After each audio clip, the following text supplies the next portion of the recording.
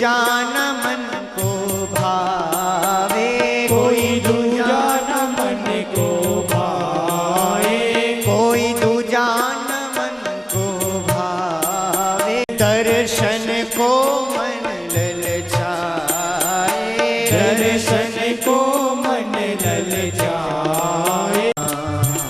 अब हरि से मिलन होगा, तब इतना समझ लेना, जब हरि से मिलन होगा। जब संत मिलन हो जाए, संत मिलन हो जाए, जब संत मिलन हो जाए, तेरी वाणी हरि गुण गाए, तेरी वाणी हरि गुण गाए। अब हरि से मिलन होगा, तब इतना समझ लेना, अब हरि से मिलन, तब इतना समझ लेना, अब हरि से मिलन। जब गुरु मिलन हो जाए, तेरी वाणी हरि गुण गाए, तब इतना समझ लेना, अब हरि से मिलन होगा। टूटी हुई कश्ती मेरी तेरे भरोसे है पड़ी, गुरुवर मेरे मन मीत हो, तेरे चरण में मेरी प्रीत हो। दुनिया ये जाने क्या भला, तेरे रूप में मुझे क्या मिला, तुम मद भरा संगीत हो, तेरे चरण में मेरी प्रीत हो, तेरे चरण में मेरी प्रीत हो। जीवन का पथ जहां से शुरू होता है ना, हमारे जीवन का राह दिखाने वाले हमारे गुरु ही होते हैं।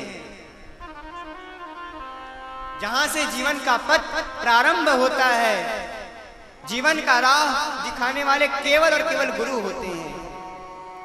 बंधुओं, गुरु तत्व को समझो। आपने गुरु बना लिया, लेकिन आपका मन यदि गुरु में नहीं लगा ना, इससे अच्छा तो गुरु ही मत बनाओ। और यदि बना लिया तो मन लगाना जरूरी है। गुरु और आपके प्रति जो रस्सी है ना, जो गुरु मंत्र रूपी तेज है ना, वही गुरु और शिष्य के प्रेम को बढ़ाता है। हमारा शास्त्र कभी ये नहीं कहता गुरु के चरण धो धो करके पियो और बाहर जाकर के शराब पियो, कभी नहीं। गुरु भी उसी हाड़ मांस का पुतला है जो तुम हो, जो हड्डी जो रक्त से तुम बने हो, उसी से गुरु भी बने हैं। गुरु का शरीर सोने का नहीं होता, उसका उनके पैर धो धो करके पियो ना, हमारे शास्त्र में कभी ये बात नहीं कही गई। तो गुरु के वचन अनुरागी, जो गुरु के वचन है ना, उसका अनुसरण करना, उसका अनुराग करना, वही हमारे लिए शिरोधार्य करना है। आज हम गुरु के चरण को धो धो करके पीते हैं, लेकिन जो गुरु के कहे हुए वचन है ना, उसका अनुसरण नहीं करते, उसका पालन नहीं करते। बंधुओं, गुरु कर्ण धारम, ये माया रूपी नदी है। आप यदि नदी में जा रहे हैं, एक नाव ली आपने, उसमें केवट बैठा है, आप भी उस नाव पर बैठे, और वो केवट वो नाव को महाराज उस नदी से आगे ले जा रहा है। उस समय उस केवट को भगवान मान लेना, क्योंकि उसके हाथ में तुम्हारा जीवन है और उसके हाथ में तुम्हारा मरण है। यदि वो चाहे तो नाव को, कश्ती को डुबा सकता है, यदि वो चाहे तो कश्ती को उबार सकता है, इस पार से उस पार लगा सकता है। गुरु कर्ण धारम, इस माया रूपी नदी में हम सब तैर रहे हैं, लेकिन हम सबको एक केवट हमें बनाना ही होगा, तभी ये माया रूपी जो नदी है ना, वो पार हो सकेगी। गुरु कर्ण धारम, इस माया रूपी नदी के गुरु केवट है। सौनकादिक ऋषियों ने अपने गुरु की वंदना की, और सौनकादिक ऋषि ने सूत जी महाराज से प्रश्न करते हैं, महाराज 6 प्रश्न हैं, आगे की 6 कथा उसी 6 प्रश्नों के अंतर्गत आती है। उसमें से एक प्रश्न कहा गया, महाराज भगवान के जो कितने अवतार हैं? श्री सौनकादिक ऋषि कहते हैं, सूत जी भगवान के तो वैसे अनेकों अवतार हैं, हरि अवतार अनंत है, तदपि मुख्य 24, और जो कोई गावे प्रेम से तो देवन वावे शीस। 24 अवतार कहे गए हैं। कौन कौन से? जो भी इस 24 अवतार को प्रातःकालीन वेला में श्रवण करता है या फिर याद करके इसे हर सुबह उठ करके रोज इसका स्मरण करता है, इसका पाठ करता है, जब मृत्यु का समय आता है ना, तो उसे लेने के लिए यमदूत नहीं आते, उसे लेने के लिए साक्षात विष्णु के दूत आते हैं। आइए वो कौन सा 24 अवतार है, हम सब भी श्रवण करते हैं। आइए। सनकादिक प्रथम ही अवतारा, दूसर शुकर भूमि उद्धारा, दूसर शुकर भूमि उद्धारा, तीसर नारद भक्ति प्रदाता, तीसर नारद भक्ति प्रदाता, विमल प्रेम जिन को विख्याता, विमल प्रेम जिन को विख्याता, नर नारायण परम तपस्वी, नर नारायण परम तपस्वी, है चतुर्थ अति श्रेष्ठ यशस्वी, है चतुर्थ अति श्रेष्ठ यशस्वी, पंचम कपिल रूप अवतारा, पंचम कपिल रूप अवतारा, तत्व सहित भगति विस्तारा, तत्व सहित भगति विस्तारा, दत्तात्रेय छठे अवतारा, दत्तात्रेय छठे अवतारा, यदु अलर्क प्रह्लाद हितारा, यदु अलर्क प्रह्लाद हितारा, सप्तम यज्ञ रूप प्रभुधारा, सप्तम यज्ञ रूप प्रभुधारा, अष्टम ऋषभ देव अवतारा, अष्टम ऋषभ देव अवतारा,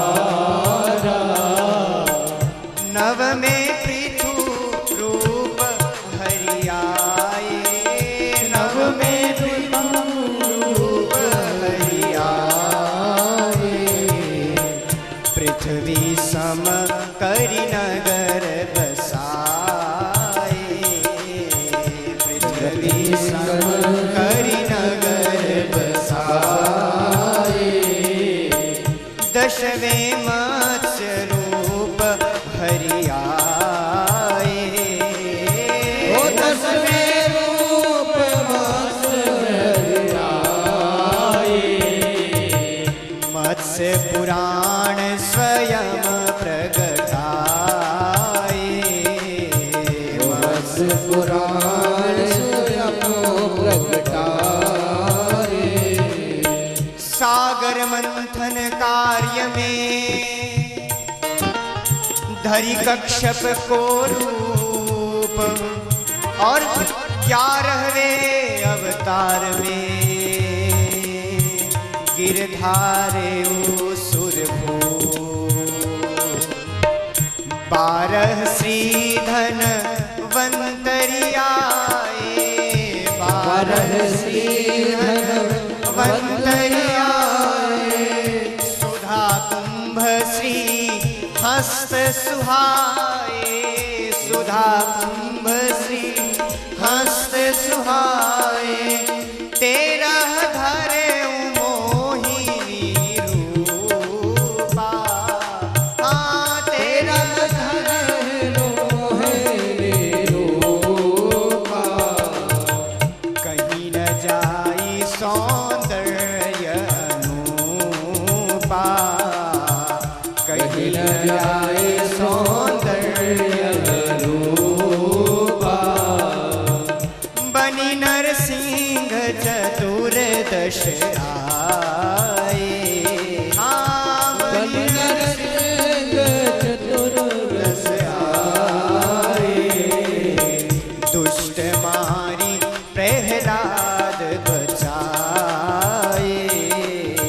दुष्ट मारे प्रहलाद बचाए। 15वें वामन वपुधारी। हाँ 15वें वामन वपुधारी। निज जन कारज बने भिखारी। निज जन कारज बने भिखारी। परशुराम 16वें आए। हाँ परशुराम 16वें आए। दुष्ट भूप को मारी गिराए। दुष्ट भूप को मारी गिराए। 17वें श्री वेद व्यास जी। 17वें श्री वेद व्यास जी। सकल काव्य उत्कृष्ट जासु जी। सकल काव्य उत्कृष्ट जासु जी। अष्टदश रघुपति अवतारा। हाँ, अष्टदश रघुपति अवतारा।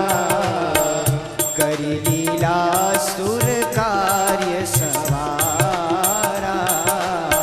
करी लीला सुर कार्य सवारा। बलदाऊ माधव अवतारा। बलदाऊ माधव अवतारा। 19-20 रूप हरिधारा। 19-20 रूप हरिधारा। 19-20 रूप हरिधारा। 19-20 रूप हरिधारा। 21वें श्री हंस है। 22वें है ग्रीव। 23वें श्री बुद्ध जी। करुणा की जैसी। करुणा की जैसी। और 24वां अवतार अभी हुआ नहीं है, अभी होने वाला है श्री कल्कि जी का अवतार। 24वें कल्कि रूप धरि माहिले। भगवान 24वें अवतार में अभी तक 23 अवतार हो चुका है श्री बौद्ध जी का, बौद्ध जी तक हो चुका है। लेकिन जो 24वां अवतार अभी जब घोर कलिकाल होगा उस समय भगवान का 24वां अवतार श्री कल्कि जी का होगा। इस अवतार में एक अवतार आता।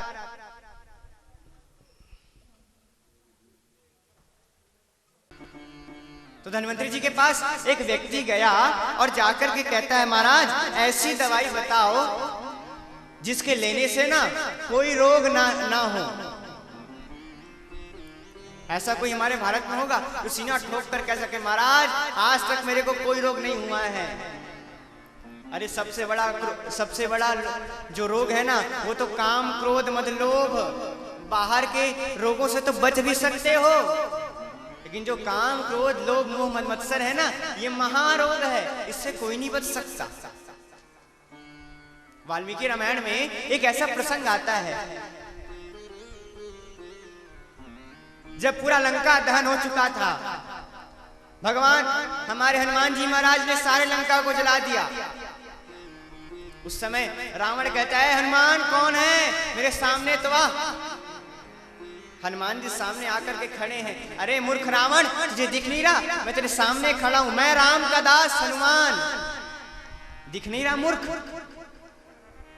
रावण कहता है, अरे बानर, तू क्या राम का दास बनता है? अरे मेरा दास बन, मैं दिग्विजयी रावण।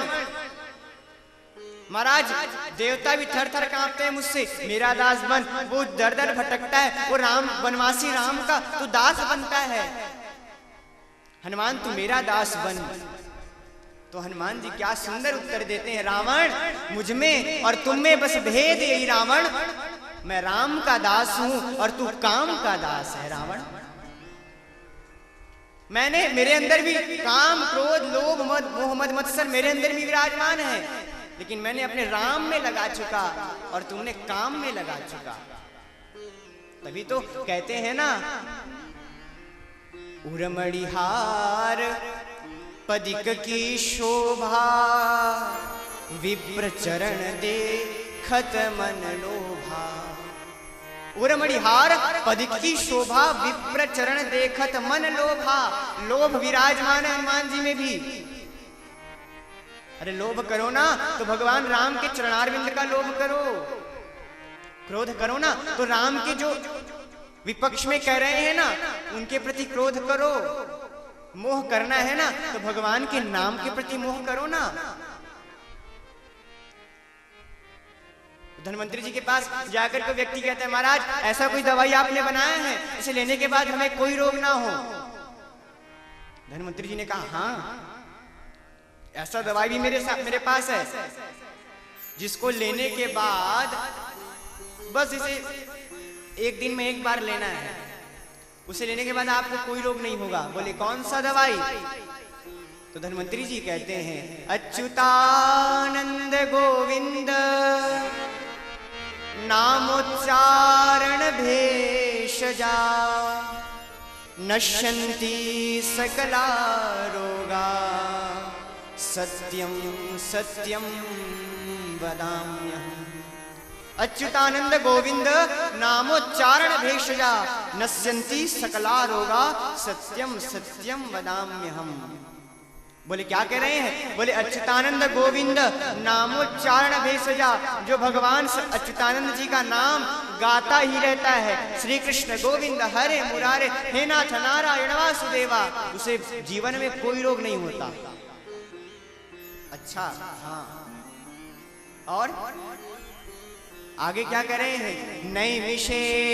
नैमिषे क्षेत्रे ऋषयः सौनकादयः, सत्रं स्वर्गाय लोकाय, सह सत्र समागसत्।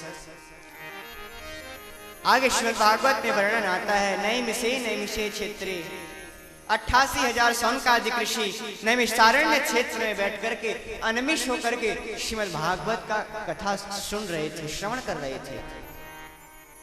ये अनमिष क्या है? नियमिष कहते हैं पलक को, और अनमिष कहते हैं जिसके पलक ना हो। ये अनमिष किसे कहा जाता है? भगवान को अनमिष कहा जाता है। यदि आपके सामने गणेश जी, यदि आपके सामने कोई देवता आ जाए, दुर्गा मैया आ गई, कैसे पहचानोगे ये मैया है, ये भगवान है? तो श्रीमद् भागवत में ऐसे 2-4 ग्रंथ में वर्णन आता है कि भगवान अनमिष होते हैं, मतलब उनके पलक नहीं, पलक तो होते हैं लेकिन वो ऊपर झपकाते नहीं है। वो पलक, जो पलक मटकाते रहे और कहे मैं भगवान हूं तो मत मानना। भगवान अनमिष होते हैं, भगवान गंभीर मुद्रा में होते हैं। और सारे सौनकादिक ऋषि ना अनमिष होकर के, मतलब उनको इतना समय नहीं था कि अपने पलक को झपकाए। इतने कथा में लीन थे कि महाराज अपने पलक झपकाने के समय नहीं मिले उन्हें, और अनविश होकर के श्रीमद् भागवत का श्रवण कर रहे हैं, पान कर रहे हैं। श्री सौनकादिक ऋषि कहते हैं, सूत जी महाराज,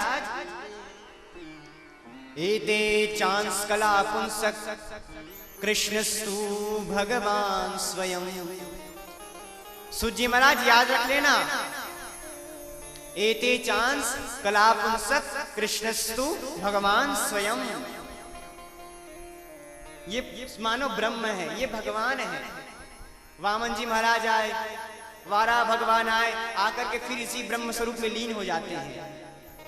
लेकिन जो राम और कृष्ण है ना, ये कोई ब्रह्म में से आए हुए अंश नहीं है, ये स्वयं ब्रह्म ही इस सृष्टि पर आए हैं।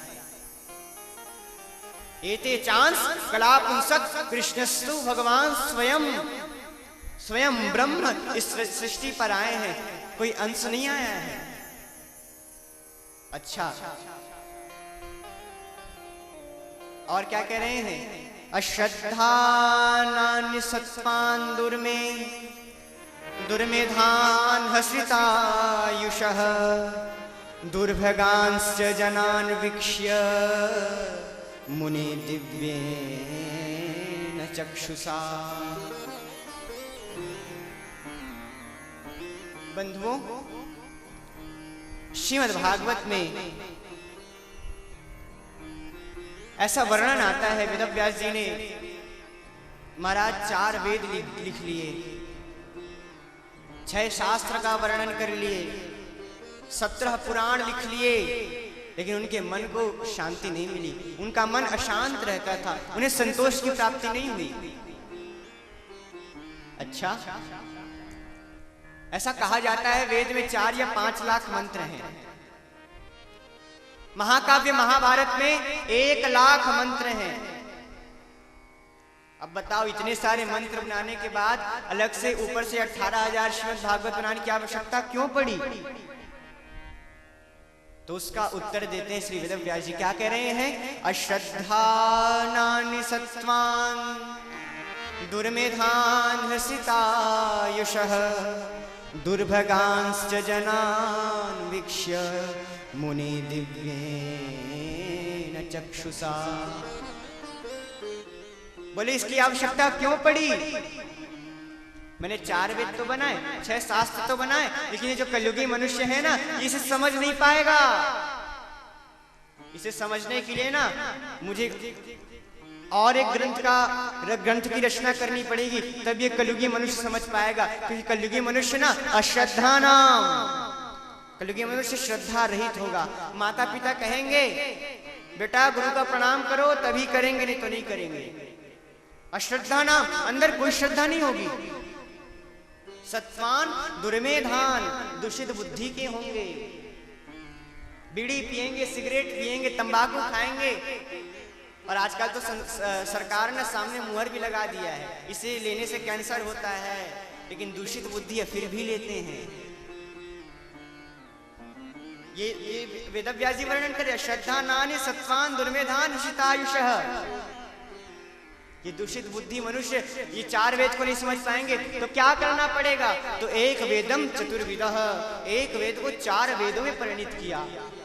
एक वेद पुराने समय में एक वेद होता था, ओम। मुझे आपसे कुछ कहना है ना, तो उस समय ये भाषा का निर्माण नहीं हुआ था। उस समय आप कैसे कहता, केवल ओम, उस ओम कहने के लहजे से आप समझ जाते कि ये कहना क्या चाहते हैं। पहले कथा होती थी, वक्ता केवल आकर गद्दी में ओम कहते थे, सभी श्रोता ताली बजाते थे, वाह वाह महाराज क्या कथा की है। केवल ओम कहने के लहजे से समझ आ जाता था, लेकिन इसे कलयुगी मनुष्य नहीं समझ पाएगा। तो एक वेदम चतुर्विदः, एक वेद को 4 वेदों में परिणित किया। कौन कौन से 4 वेद?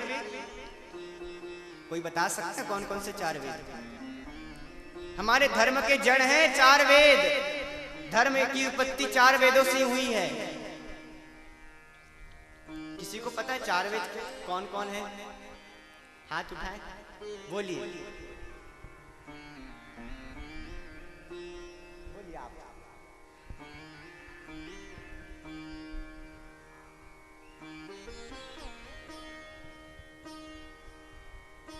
ऋग्वेद, यजुर्वेद, सामवेद और अथर्ववेद, ये 4 वेद हैं।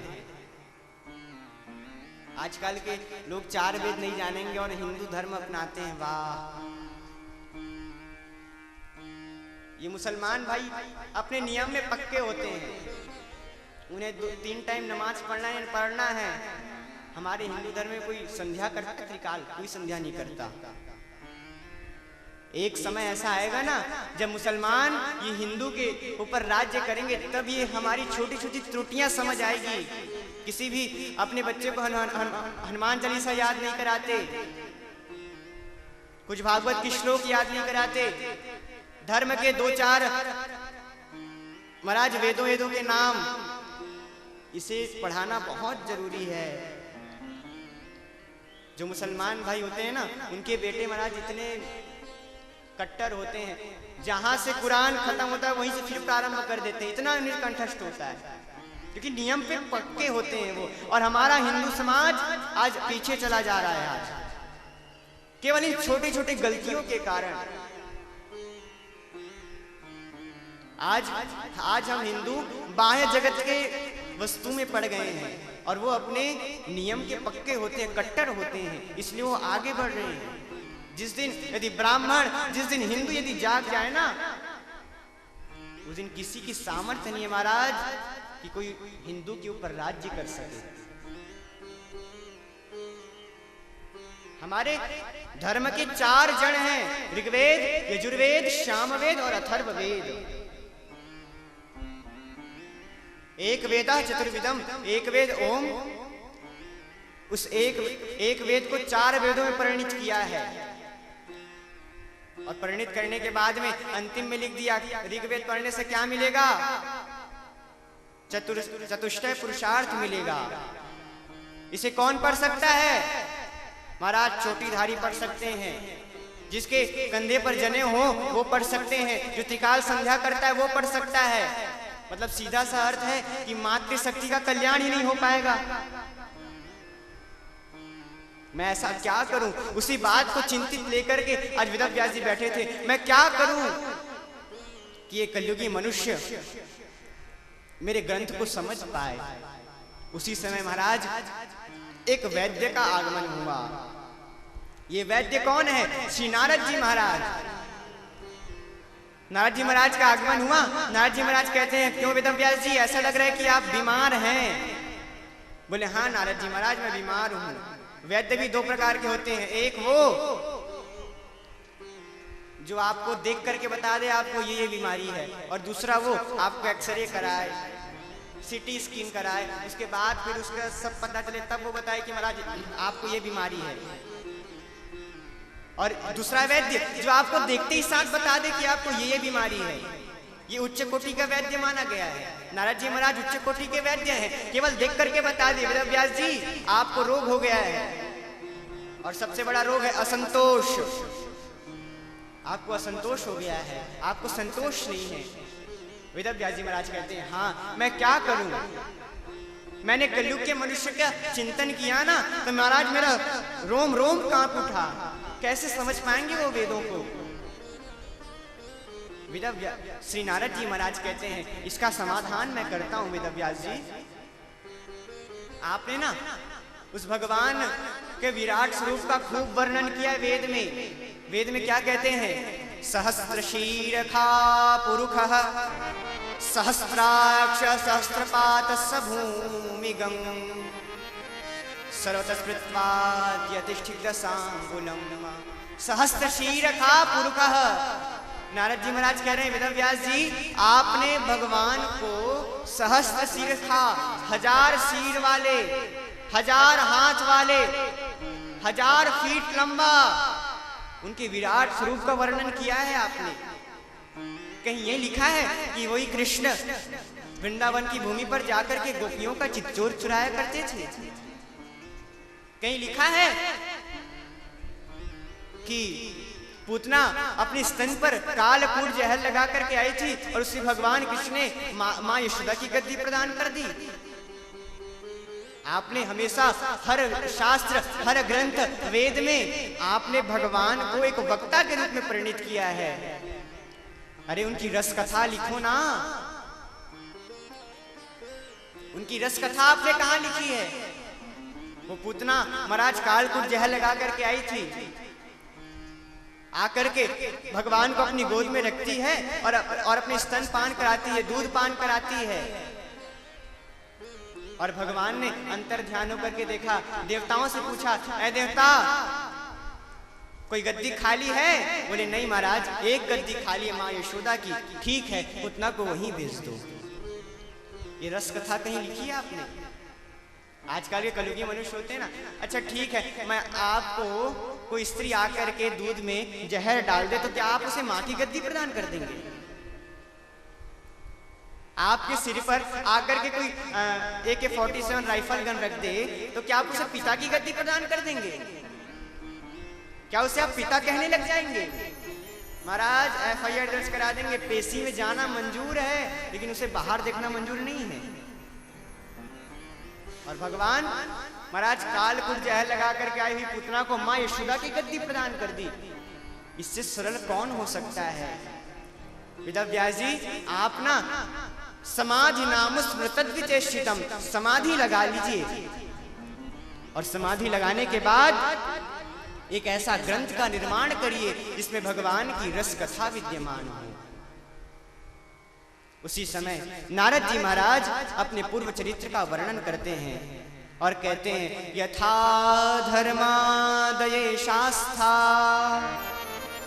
मुनिदर्यानुकीर्तिता न तथा वासुदेवस्य महिमा यदुवर्णितः। पूरी भागवत की रचना इस श्लोक से हो गई है, पूरी भागवत की रचना। उसी समय श्री नारद जी महाराज कहते हैं, वेदव्यास जी ध्यान पूर्वक सुनना, मैं अपने पूर्व चरित्र को आपको सुना रहा हूं। वेदव्यास जी बोले, हाँ नारद जी सुनाइए। नारद जी महाराज कहते हैं, वेदव्यास जी मैं ना पूर्व जन्म में एक वेदवादी दासी ब्राह्मणी का पुत्र था और उस समय मैं चंचल नहीं था, मुझे खेलने में ना कोई रुचि नहीं लगती थी।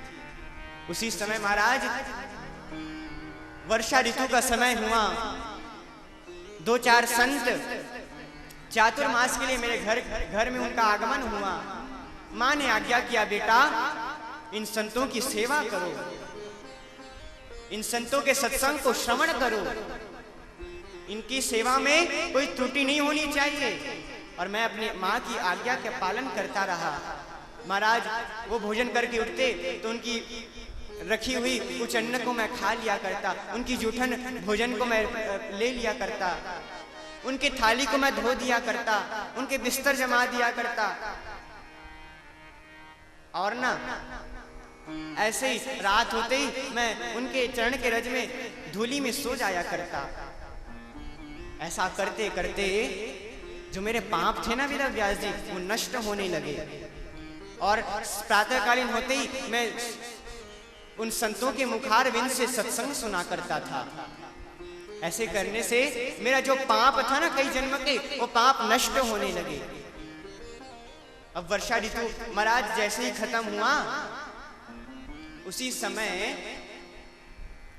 वो सभी संत जाने लगे। अब चातुर्मास चौमासा जैसे ही समाप्त होता है, अब वो संत जाने लगे, मैं भी पीछे पीछे दौड़ने लगा, मैं भी जाऊंगा आप लोगों के साथ। उसी समय एक मेरी बूढ़ी माँ आती है और कहती है, बेटा तू मेरे को छोड़ करके कहाँ जा रहा है? और मेरी माँ रोने लग जाती है। उसी समय सभी संतों ने आज्ञा किया, बेटा जब तक माँ है ना, बेटा का धर्म होता है कि जब तक माँ बाप उसके साथ होते हैं तब तक माँ बाप की सेवा करनी चाहिए। अभी तुम वन मत जाओ बेटा, अभी ना तुम माँ की सेवा करो। और जब माँ चली जाए, जब माँ मोक्ष गति को प्राप्त हो जाए ना, तो उस समय हम तुम्हें एक मंत्र दे रहे हैं, मंत्र प्रदान कर रहे हैं। उस मंत्र को तुम वन में जाकर के उस मंत्र का गान करना। आइए वो कौन सा मंत्र है, हम सब भी उसका बड़े भाव से श्रवण करते हैं।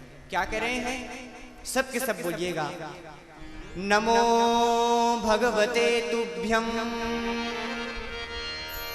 नमो भगवते तुभ्यं वासुदेवाय धीमहि वासुदेवाय धीमहि प्रद्युम्नानिरुद्धाय प्रद्युम्नानिरुद्धाय नमः संकर्षणाय च नमः संकर्षणाय च नमः संकर्षणाय च नमः संकर्षणाय च नमः संकर्षणाय च नमः संकर्षणाय च।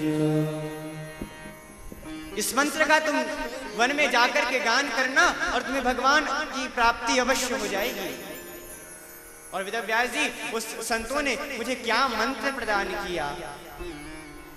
आज एक बार मेरी माँ गौशाला में चारा डालने के लिए जा रही थी, पैर के नीचे एक सर्प आ गया और पैर के दबने से वो सर्प मेरी माँ को डस दिया और सर्प के दंशन से मेरी माँ की मृत्यु हो गई। उसी समय भगवान की अति कृपा हो गई महाराज। अपने माँ का पूर्ण कर्म करने के बाद मैं वन की ओर चला गया, उत्तर दिशा की ओर चला गया। जाते जाते जाते जाते प्रकृति का बड़ा सुंदर महाराज कई धातु से बने हुए बड़े बड़े पर्वत हैं। नदी में देवताओं के काम आने वाले कमल पुष्प खिले हुए हैं। ऐसा सुंदर पर्यावरण को देख करके मेरा मन गदगद हो गया और मैं आगे जाते गया। थकावट लगी, एक नदी पर स्नान किया। स्नान करने के बाद में मेरी सारी थकावट दूर हो गई। उस जल से मैं आचमन किया और आचमन करने के बाद में मैं इसी मंत्र का जाप करने लगा। जाप करते करते करते करते एक समय ऐसा आया कि मेरे हृदय पर शंख चक्र गदा पद्म लेकर के भगवान प्रकट हो गए और प्रकट होते ही ना एक क्षण बाद फिर से लुप्त हो गए।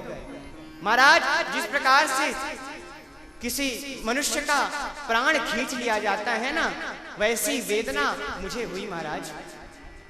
मेरी आंख खोल करके देखा तो कोई नहीं। मैं भगवान से प्रार्थना करने लगा, ऐ भगवान, आपने एक क्षण अपना दर्शन कराने के बाद मेरी प्यास को और ज्यादा, मेरी भूख को और ज्यादा बढ़ा दिए हैं। ऐसा क्यों किया भगवान? तो भगवान आकाशवाणी होती है, नारद, मैं ना अपना रस चटा करके ना विलीन हो जाता हूं ताकि मेरा भक्त उस रस के लिए और ज्यादा तपस्या करे। और आकाशवाणी होती है, नारद, तू ना वेदवादी ब्राह्मण दासी का पुत्र है। इस शरीर में तू मुझे नहीं प्राप्त कर सकता, इस शरीर को तुझे त्यागना पड़ेगा। उसी समय प्रलयकालीन समुद्र आया और उस प्रलयकालीन समुद्र में मैं डूब करके देवगति को प्राप्त हो गया। जैसे ही महाराज देवगति, पूरी सृष्टि जल निमग्न हो गई। उसके बाद में नारायण भगवान ने सारी सृष्टि को अपनी नाभि में धारण कर लिया। और जब फिर से सृष्टि किया ना, जब ब्रह्मा जी को नारायण जी ने जन्म दिया तो नारायण जी ने मनादि से मरीचि, अंग से अंगिरा आदि अपने बेटों को जन्म दिया। उसमें से मैं सबसे छोटा पुत्र नारद तुम्हारे सामने बैठा हूं। इसी मंत्र का प्रभाव है। साक्षात कोई मेरा पिता कोई और नहीं, मेरा पिता साक्षात ब्रह्मा है। मैं ब्रह्मा का पुत्र हूं नारद। तो वेदव्यास जी, आप ना एक काम करिए, जहां पर भगवान की रस कथा हो ना, जहां प्रेम की कथा हो ना, आपने सभी जगह भगवान को वक्ता के रूप में वर्णित किया है। आपने ये कभी ये नहीं लिखा कि वही भगवान सभी गोपियों से प्रेम करते थे, वही भगवान सभी गोपियों का जा करके उनके चित्त को चुराया करते थे। आपने कहीं नहीं लिखा है। आप जाकर के भगवान की रस कथा का वर्णन करो। उसी समय दृदिक्षुस्तदहं भूयः प्रणिधाय मनोहृदि वीक्ष्यमाणोऽपि न पश्यं वितृप्त इवातुरः। जाकर के ना आप समाधि नाम स्मृतद्विचेष्टितम, समाधि लगा लीजिए। और महाराज याद रखना बंधुओं, वेदव्यास जी ने तो सभी ग्रंथों को होश समास में लिखा है, लेकिन जो भागवत है ना इसे उन्होंने होश में नहीं लिखा, इसे समाधिस्थ भाषा में लिखी है। सभी को होश समास में लिखे हैं, लेकिन बेहोशी में श्रीमद् भागवत का वर्णन हुआ है। उसी समय समाधि लगा करके जैसे अपनी आंख खोल करके देखे, उसी समय श्रीमद् भागवत महाग्रंथ का, महापुराण का जो रचना है वो रचना हो चुका था। अब भागवत की रचना तो हो गई, अब इसे दे किसको? एक बड़ी विडंबना है भागवत की। इसे जब याद कर लोगे ना भागवत को, तो किसी को सुनाने का मन लगता है, और जब तक इसे सुनाओगे नहीं ना तब तक ये याद नहीं होता। मैं बचपन में ना अपनी माँ को जब तक भागवत नहीं सुनाता तब तक वो श्लोक मुझे याद नहीं होते थे। ये भागवत की बड़ी विडंबना है। जब तक इसे दूसरे को नहीं सुना देंगे तब तक मन को शांति नहीं मिलती। वेदव्यास जी को भी यही हुआ। अब भागवत की रचना तो हो गई, अब इसे दे किसको? वेदव्यास जी के पुत्र का क्या नाम था? महाराज सुखदेव। सुखदेव जी महाराज जैसे ही जन्म लिए ना, तो अपने नार फांस जो होती है ना बच्चों की, वो अपने नार फांस को लेकर के दौड़ते हुए चले गए ब्रह्म की खोज में। अपने हाथ में रख करके नार फांस को दौड़ते हुए चले गए, कहाँ? ब्रह्म की खोज में। बड़े बड़े पर्वत में, हिमालय में जाकर के तपस्या करने लगे। वेदव्यास जी महाराज पीछे पीछे दौड़ रहे हैं, ऐ बेटा रुक जा। लेकिन सुखदेव जी महाराज कहाँ रुकने वाले हैं? नहीं रुके हो। आज ब्रह्म की तपस्या में लीन होने के लिए पर्वत की, हिमालय की चोटियों पर चले जाते हैं। अब क्या करें? उसी समय वेदव्यास जी 2-4 शिष्यों को बुला लेते और 2-4 शिष्यों को बुला करके श्रीमद् भागवत के एक एक श्लोक को याद कराया करते और कहते जाओ उस हिमालय की चोटी पर ना एक एक श्लोक का गान करके फिर आ जाना। एक एक दिन भेजते एक एक शिष्यों को। महाराज ब्रह्म की याद को भूल करके, कहाँ ब्रह्म का ध्यान कहाँ लगे? उस ब्रह्म की याद को भूल करके ना भगवान कृष्ण के याद में खो जाते सुखदेव जी महाराज। एक दिन तो ऐसा हुआ, सुखदेव जी महाराज शिष्यों से पूछने लगे, अरे ये इतने सुंदर सुंदर श्लोक आप करते कहाँ हैं, जिनकी तपस्या में हजारों वर्ष मैंने बिता दिए, उसे आप एक क्षण में 2 श्लोक में बता दे रहे हैं। भगवान का स्वरूप कैसा है? ये श्लोक बड़ा अगाध है, मुझे ही बताइए ना। वो शिष्य कुछ कहते नहीं, दौड़ करके नीचे आ जाते। एक दिन सुखदेव जी महाराज तपस्या से उठ करके ना उसी शिष्य के पीछे पीछे आए। शिष्य ने कहा, महाराज ये कोई और नहीं, आपके पिता की ही रचना हुई ये ग्रंथ है। इसी ग्रंथ के श्लोक का हम गान करते हैं। जाइए, आपके पिता के पास सारा भंडार रखा हुआ है, उनसे जाकर के श्रीमद् भागवत का अध्ययन करिए। आज सुखदेव जी महाराज जाकर के पिताजी के चरण पर गिर जाते हैं। मैंने तो ब्रह्म की खोज में खूब तपस्या किया, लेकिन उस ब्रह्म को नहीं पाया। लेकिन मुझे क्या पता था मेरे पिता के पास ऐसा भंडार है। वेदव्यास जी के चरण में गिर करके, हे पिताजी मुझे भी श्रीमद् भागवत का ज्ञान प्रदान कीजिए ना। उसी समय आज सुखदेव जी महाराज को श्रीमद् भागवत प्रदान होती है। अब श्रीमद् भागवत तो मिल गई, अब इसे किसे सुनाएं? कौन प्यासा बैठा है? इस श्रीमद् भागवत रूपी अमृत को हम उसे पिलाते जाएं। उसी समय महाराज सुखदेव जी महाराज श्रीमद् भागवत को ग्रंथ को लेकर के आज निकल पड़े हैं। जाते जाते जाते जाते रास्ते में कौन बोले? बोले परीक्षित भगवान की जय। परीक्षित जी महाराज से मुलाकात हो जाती है सुखदेव जी का। ये परीक्षित कौन है? परीक्षितोऽथ राजर्षे जन्म कर्म विलापनम संस्था च पांडुपुत्राणां वक्षे कृष्ण कथोदयम्।